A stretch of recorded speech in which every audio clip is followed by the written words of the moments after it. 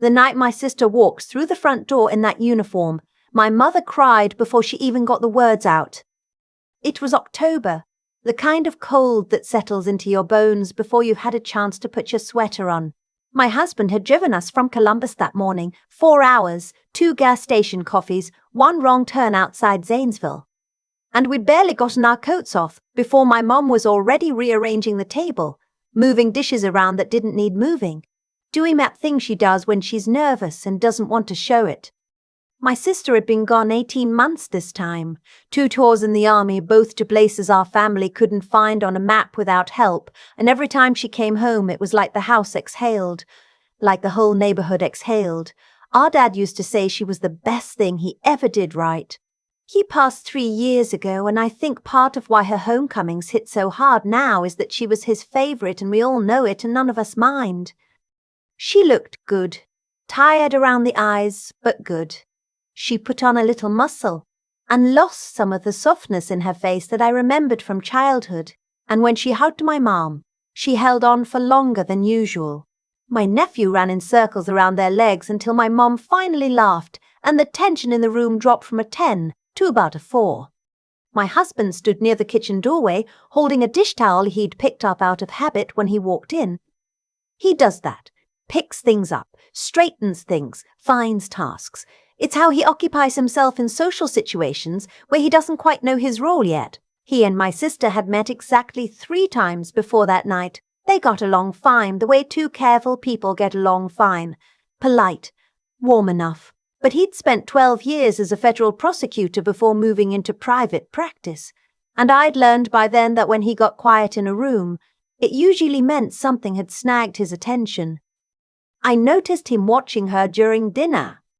Not rudely, not obviously, just the way he watches things, steady like he's filing something away. My sister was telling a story about a delayed flight out of Frankfurt, and she was funny.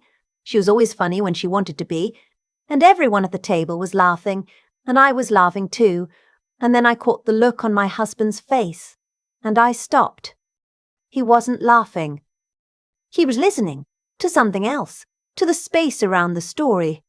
I told myself it was nothing. I filled my nephew's cup and passed the rolls and asked my mom if she'd thought about repainting the living room, which was something I didn't actually care about, but which kept me from sitting with the feeling that had just walked uninvited into my chest. After dinner, my nephew went to bed and my mom fell asleep on the couch with the TV on, which is something she's done my entire life and which I find the most comforting thing in the world. And my sister and I sat on the back porch with mugs of tea while she smoked 1 cigarette, which she only does when she's transitioning, coming down from whatever she'd been running on. My husband came out for a few minutes, said goodnight, and went upstairs. Later, I don't know, maybe 11:30, I climbed into the guest bed and found him still awake, staring at the ceiling. "You okay?" I asked. "Yeah," he said.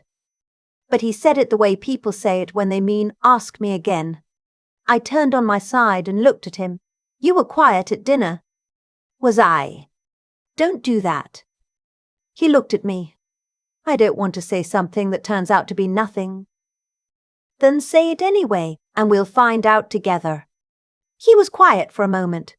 The heat kicked on. Down the hall I could hear my mom's TV. Faint laugh-track murmur through 2 closed doors. "She mentioned the base in Stuttgart," he said, and then 10 minutes later, she mentioned being in a convoy outside Kandahar on the same week, and I know she's done 2 tours, so I'm not saying it's impossible, but the dates she gave don't line up with each other. I stared at him. She was probably just misremembering. It's been 2 years. Maybe. She would not lie to us about where she was deployed. I know. She's our family. I know that too. And I believed him. I believed he knew it, but I also knew he wouldn't have said anything at all if he hadn't already turned it over enough times in his head to be sure he wasn't imagining it. I didn't sleep well. In the morning, my sister made pancakes. My nephew sat on the counter and she let him pour the batter, which my mom tried to supervise from a distance and failed at completely. and the whole kitchen smelled like vanilla and burnt butter. And it was one of those mornings that feels like it's asking you not to ruin it. I sat at the table with my coffee and watched her move around the stove, and I tried to find the lie in her and couldn't see it, and was relieved and then immediately wondered if that was the point. I spent the rest of that day arguing with myself. By Sunday afternoon, she and I were alone in the living room while my mom took my nephew to the park down the block. My husband had gone to the hardware store for something, or said he had. I think he gave us the room on purpose. I didn't plan what I said. I don't operate well from scripts. I just heard myself start talking, and then I couldn't stop. "Hey," I said, "can I ask you something weird?" She looked up from her phone. "Always. The Stuttgart thing, and Kandahar. You mentioned both this week and the dates kind of. I don't know, they seemed like they overlapped." She didn't move for a second. "Just a second, just enough." "I was probably confused," she said. "Time gets blurry over there." "Okay." I nodded. I wanted to let it go. I felt the exit right there in front of me. It's just... And I'm not trying to start anything, I promise, but you've mentioned Stuttgart twice now, and both times it's been this kind of offhand thing, and the year you gave is different each time. She set her phone down on the cushion beside her. "Who told you to ask me that?" "Nobody told me anything. I just... Was it your husband?" There was something in the way she said it, not angry exactly, more like someone who'd been waiting for a door to open and was now deciding whether to walk through it. "He mentioned the dates didn't match," I said. "That's all. He wasn't trying to make it into something." "Of course he wasn't." She looked away, out the window at the bare maple tree in the front yard. "He's too careful for that." We sat there for a minute. Outside, a car went past. Someone's dog barked twice and stopped. "Sid," I said. The name I've called her since she was 4 and couldn't say Sydney properly, and it got shortened and stuck, felt different in my mouth right then, like saying it might mean something I wasn't ready for. She pressed her lips together, looked down at her hands. "I wasn't in Kandahar," she said. "I waited. The second deployment. It got cut short. There was an incident." She stopped. Started again. "Not combat. Nothing like that. There was an incident with my unit, and I was separated from service about 4 months in. It wasn't the kind of thing that goes on a citation. It was administrative. It was." She stopped again. "Sydney. East Carver. I got a general discharge," she said, "under honourable conditions. But I wasn't honourably discharged. And I came home and I told Mom and Dad that I finished the tour, and they were so proud, and Dad was still alive. And he was so proud, and I couldn't take it from him. And then he got sick 3 months later, and then he was gone, and by then it had just become the story. The story I was in." I heard my own breathing. "What was the incident?" I finally said. She shook her head, not refusing exactly. More like it was the part she hadn't said out loud to anyone yet, and wasn't ready to do it all at once.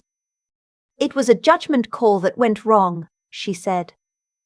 "I won't make it sound like it wasn't my fault. It was my fault.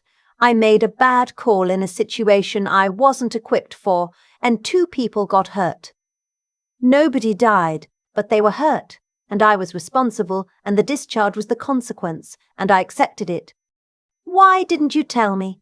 My voice came out smaller than I meant it to. "Not Dad. Not with everything he was going through. But after. Why didn't you tell me?" She looked at me then. Her eyes were dry, which somehow made it worse. She'd been carrying this long enough that the crying part was already used up. "Because you were the one person who still looked at me the way Dad did," she said. "And I didn't want to watch that change." I didn't say anything. I couldn't. There was something happening in my chest that I didn't have words for yet. Grief and anger and love doing the kind of fighting that doesn't resolve quickly. When my husband came home from the hardware store, he took one look at us and went quietly upstairs. I have always appreciated that about him, his sense of when to enter and when to wait. My sister and I sat there for another hour, talking and not talking in the way that only people who grew up in the same house can sit together. I asked questions. Some she answered, and some she didn't yet. I learned that she'd been working as a contractor for a logistics company, that she'd been paying for her own healthcare since the discharge, that she'd been telling our mom she was consulting for the military because the alternative, watching our mother's face rearrange itself around a different version of her daughter, felt like more than she could do. I was going to tell her, she said. I'd been trying to figure out how for 3 years. 3 years is a long time to figure something out. I know. She's going to find out at some point. Someone's going to say something at a reunion or a ceremony and it's going to come out sideways and that's going to be worse. I know that too. We didn't resolve anything that day. I need you to understand that. There was no scene where she picked up the phone and called our mom into the room and we all cried together and came out the other side lighter. Real life doesn't tend to give you that. What we had was a Sunday afternoon in October, 2 sisters on a couch, one secret finally out in the open between them, and the particular exhaustion of telling the truth after years of not telling it. She left Monday morning. My nephew cried. My mom made her take a bag of leftovers she'd never eat before they went bad, and my sister took it anyway without arguing, which is what you do. I hugged her in the driveway and said, quietly, "You have to tell her." She nodded against my shoulder. "Not this trip," I said. "I knew, but soon." "Yeah." "And Sid? What happened? The call you made, you were 23 years old. You were a kid in a situation that adults shouldn't have been in. That doesn't fix it, but it's true." She stepped back and looked at me. That same dry-eyed steadiness that I'd misread for years as toughness and now understood was something more complicated. "Thank you for not looking at me different," she said. I didn't tell her that I had for about 20 minutes. That was mine to work through. On the drive home, my husband and I didn't talk much. My nephew slept in the back seat. The highway unspooled through flat Ohio farmland and the sky was doing something pretty with the clouds, and I watched it through the passenger window for a long time. Somewhere around the halfway point, he reached over and put his hand on mine. I didn't say anything. He didn't either. But later that night, after the car was unpacked and my nephew was in bed and we were standing in the kitchen waiting for the kettle, I said, "Thank you for not making it a thing." He looked at me. "You could have," I said. "You noticed something, you told me, and then you stayed out of it. That mattered." "It wasn't my thing to be in," he said. "She's your sister." "She lied to us." "She lied to protect something she loved," he shrugged. "That doesn't make it right, but it makes it human." I thought about that for a long time after. It was about 6 weeks later when my mom called me on a Wednesday evening just after dinner. I heard something different in her voice right away, not upset exactly, but that particular steadiness that my mom gets when something has shaken her and she's decided to be steady about it anyway. My sister had called her that morning, told her everything. They'd talked for 2.5 hours. My mom had cried. My sister had cried. They'd argued a little in the way of two people who love each other and are also genuinely hurt by each other. And then my mom had said, "I need a day to sit with this." And my sister had said, "Okay," and they'd hung up. And then my sister had called back 20 minutes later just to say she was sorry again. And my mom had said, "I know." And they'd stayed on the phone without talking for another 10 minutes until my mom finally said she needed to start dinner. "How are you feeling about it?" I asked. My mom was quiet for a moment. "You know what I keep thinking about?" she said.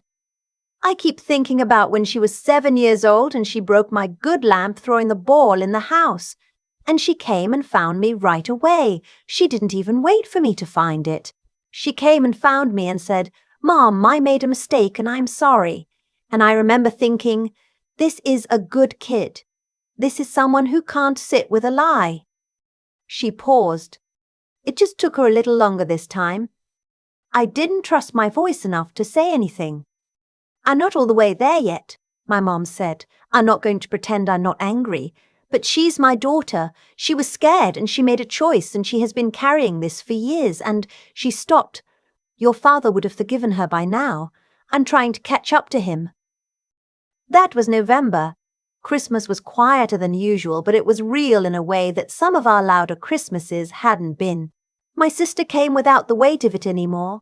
Or not without it, exactly, but carrying it differently, the way you carry something when it's finally been handed over to the people who were always supposed to help you hold it.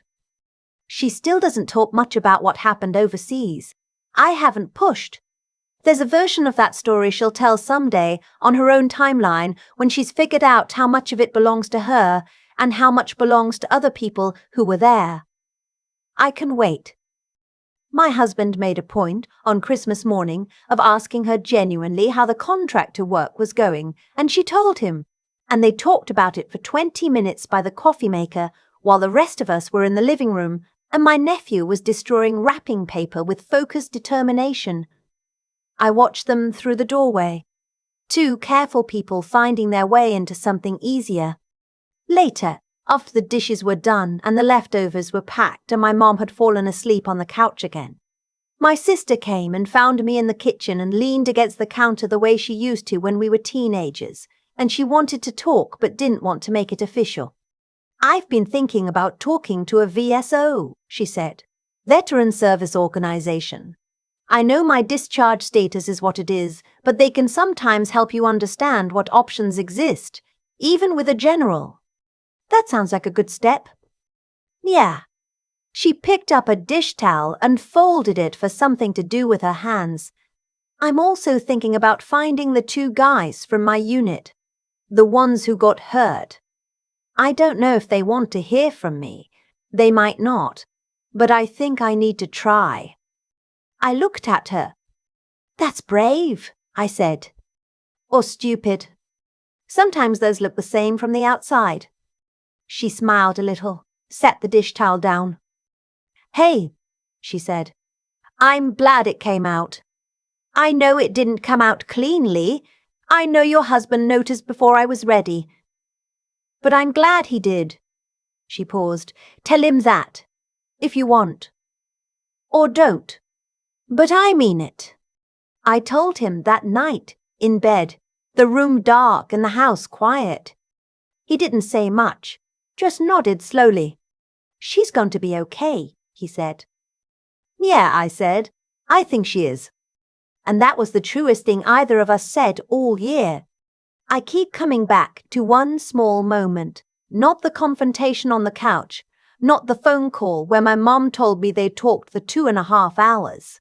I keep coming back to my husband standing at the kitchen doorway, holding a dish towel he picked up out of habit, watching my sister tell a story about a delayed flight and saying nothing, just listening to the space around it.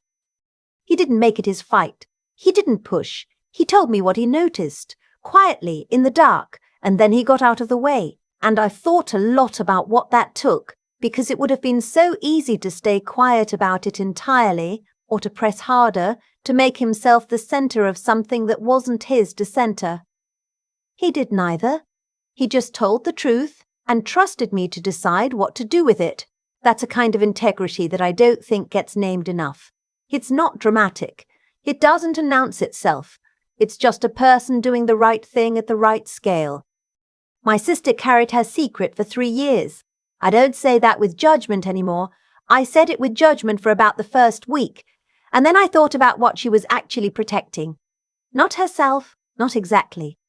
She was protecting the look on our father's face. She was protecting my mother from grief, stacked on top of grief. She made a bad call overseas, and then she made another one at home, and both of them came from the same place. She wasn't ready to watch the people she loved see her differently. That's not a character flaw. That's fear. The same fear most of us have, just lived out over a longer stretch of time. What I've come to believe is that the truth has a kind of gravity to it. You can carry a lie for years, and Sid did. She carried it well. She built an entire second version of her story and lived inside it. But the weight accumulates.